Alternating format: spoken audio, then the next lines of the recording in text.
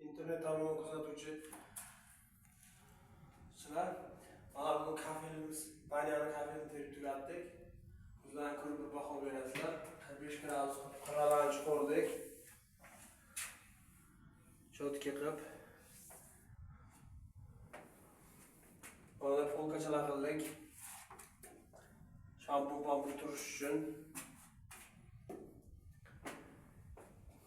Dush uchun agrejeni qildik.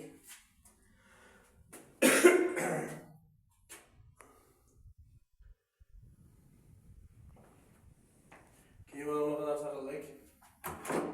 Mana texnologiyasini ko'ringlar mana.